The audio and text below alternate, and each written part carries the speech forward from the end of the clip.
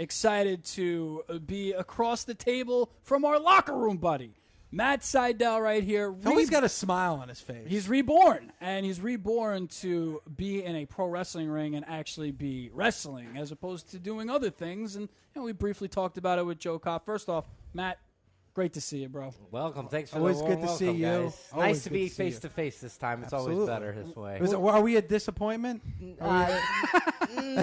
But have you heard the term face for radio? Oh, boy. Self-proclaimed. Self-proclaimed. We just need a sound drop right there. So we'll get to the whole Lethal and Truth and everything coming up, but never heard of them. Yeah, right.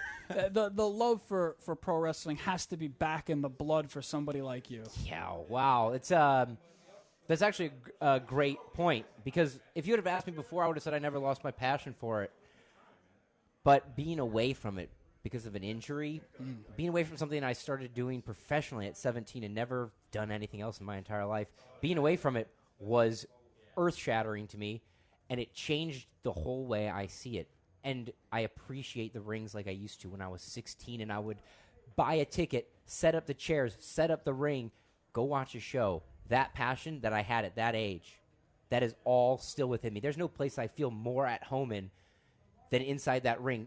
When I'm inside the squared circle, inside this Ring of Honor ring, I actually can let loose. I hit a zen state of flow. It's not this place where you go in the weight room and you lift weights and you're thinking about what you're doing. I'm going to do 3 sets of this, 6 of these. No, I just react. It is unto itself its own environment, and for me, that is my home.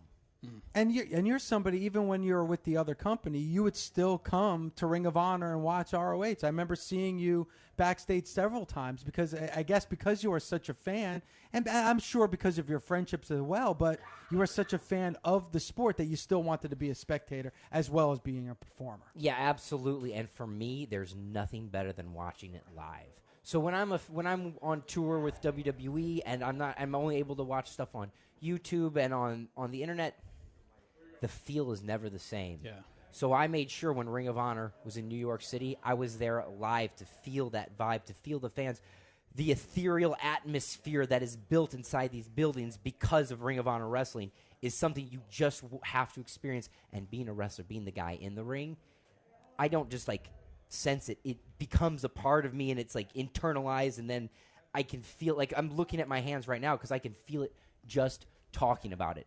Watching wrestling live will make you a fan for life. You can watch it on TV all day. I'm so happy that Ring of Honor will be syndicated in New York City, but that's your motivation to show up and see it in person. But was it a little bit of a punch in the gut, when you come back to Ring of Honor, you see somebody like Prince Nana, he's still with the guys. Does that bother you when you see somebody like that? Are you happy about something like that? He is outside the door. We don't want to be feeling like you're getting set up here, but you are. Well, I will be honest. I did come to Ring of Honor to take out the trash, but a guy like Nana is not the trash. That man is a very wise man. There's some managers in this company that are extraordinarily cunning and witty and have had the tendency to last for a long time.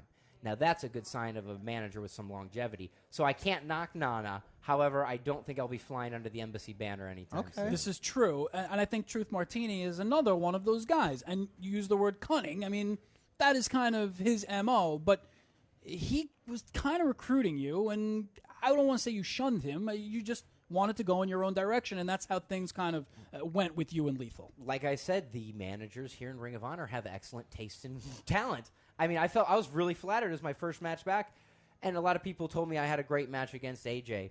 But Truth really sat me down and said, I'm the kind of person he wants in his stable. He wants champions. He wants guys that are going to be the fulcrum of this company in his stable. It's great. I mean, that's how a manager makes money. You get talent. Talent becomes champions. Champions get paid. That's how we do business. That's how most people do business. I, however, just came from being under contract. Just came from a lot of obligations. Just went from having somebody be my boss. Do you think I'm going to answer to Truth Martini? Do you think I'm going to answer to anyone other than myself? Because every morning I have to wake up, I have to look at myself in the mirror. Before I go out and wrestle, I have to look at myself in the mirror, and I have to believe in myself. And I can only do that when I stand alone. I can't do that with Truth Martini behind me, saying one thing and meaning another. So cunning can be a positive quality, and it can also be used in a very negative manner. And I think that Truth tends to utilize it for the wrong, not for the right. And I'm here He's hooking up to with be Truth right. Martini tonight. There's no doubt about it. I can hear it in his voice. I don't know. It's been done before, guys. Well, I know It's been done there's before. swerves. There's been many a times. Listen, on a serious note, this place is going to explode when they see you tonight. I mean, the roof is going to come off at Terminal 5 when you first appear in this arena tonight. If it doesn't come off when I first appear, that's fine. But by the end of the night, if that roof is still attached to this building, I will be so disappointed in myself because that means everybody didn't have the greatest time of their lives. You're going to walk in the door, you're going to get your money's worth within 5 minutes of being here. But it's so essential that we get the fans here because they are the most essential element of this show. Without them, everything I do is pointless. I'm not wrestling for TV cameras. I'm not wrestling for the fans at home. I'm wrestling for the people who are there live, who spent their money, who spent their time, who figured out a way to get all the way down here to watch me perform. And they are going to get a treat tonight because this is Final Battle. There is no show bigger the entire year for Ring of Honor. Everybody in this locker room is going to make a difference tonight. But, however, there's going to be one major difference in this Ring of Honor locker room, and that's who's going to be your television champion. And you might as well say reborn Matt Sydal is your next Ring of Honor television champion. Matt, Sounds good. I like it. Does sound good. Before we let you go, I got to Bobby ask you Cruz. this. I want to get Bobby where Cruz is Bobby Cruz? Because I need to hear it hiding from official. me. And your new You know what? How about I just wait till television champion? I'll wait and we'll just do it live on pay-per-view. I like it. I like it. Sydal versus Lethal. You know Truth will be in Lethal's corner. We'll see what this man No is way up Sydal against. loses tonight. Matt- I'll sell it right to Lethal's face. No way Before we Sydal. let you go, I just want to throw this in because one of your colleagues did something fairly unique last night. CM Punk signing with UFC. What do you think? I think it's absolutely amazing. I think the amount of guts it took for Punk to sign a contract with UFC, that means you're going to step in an octagon with somebody who wants to maliciously end your career.